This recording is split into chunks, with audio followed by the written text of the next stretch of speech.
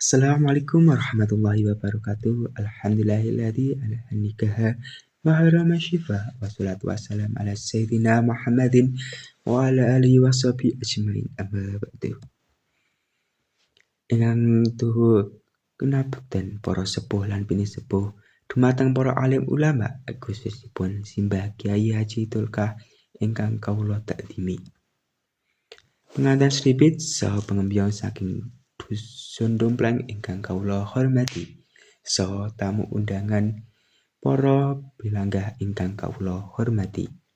Langkung rumiyin kita tansah puji syukur dumateng Allah Subhanahu wa taala ingkang sampun maringi paminten-minten kenikmatan sehingga wonten siang menika kita saged makempal wonten acara Walimatul Ursi ingkang mugi-mugi dadosaken berkah dumateng kita sedaya umumipun lan berkah dumateng pengantin kekalih khususipun.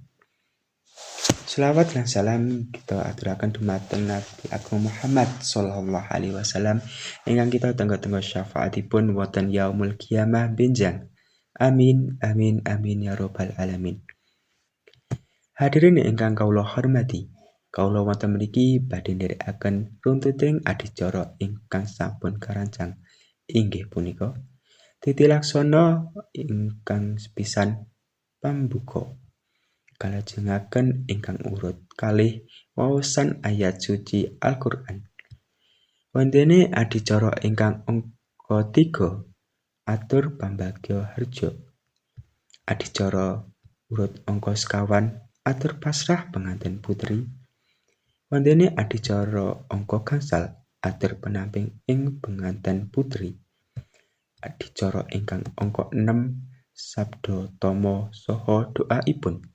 Adicara ingkang urut angka 7 panutup. Pramila ngetaken wekdal ingkang sawetawis sonten, monggo kita bikak sesarengan kanthi waosan umul kitab ridha ila wa ila syafaati Rasulillah Al-Fatihah. Matur suwun atas waosan Al-Fatihah, mugi-mugi dados kelancaran acara siang menika. Acara ingkang angka kalih inggih punika waosan ayat suci Al-Qur'an ingkang badhe kaotos dening Bapak Qadir dumateng panjenenganipun kawula aturaken. Sadaqallahul adzim, mugi-mugi waosan ayat suci Al-Qur'an dados berkah dumateng pawaos lan luber dumateng kita sedaya.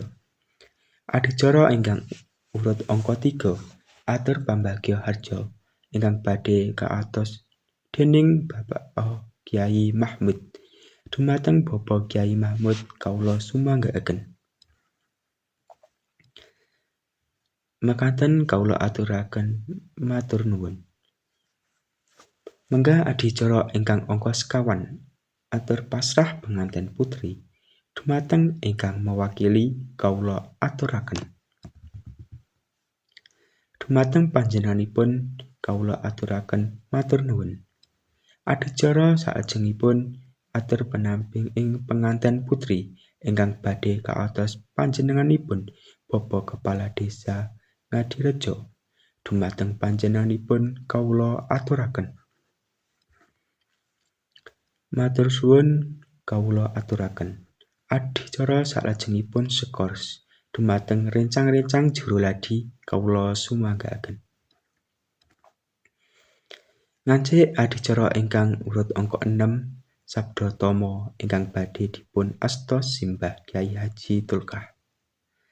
Dumateng simbah Kyai Haji Tulkah kawula sumanggaaken saha dipun suwun doaipun. Mekaten atur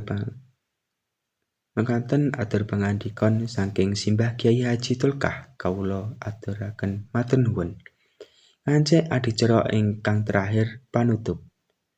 Ananging saderengipun kita tutup dumateng pengantin serimbit kawula suwun jengkar saking panggenan tinuju pintu keluar. Saperlu maringi kesempatan dumateng para tamu ingkang badhe jawit asta ugi nyuwun tambahan doa restu.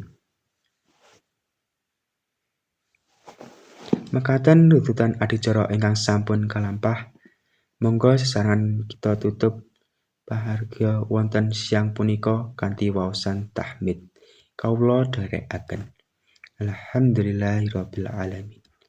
Saking kawula anggenipun nderekaken acara bab bilih, kawula anggenipun matur kathah sasar susur ingkang boten maringi wonten pangalih panjenenganipun sedaya. Kawula nyuwun agunge samudra pangapunten. Cekap semanten kawula akhiri. Wassalamualaikum warahmatullahi wabarakatuh.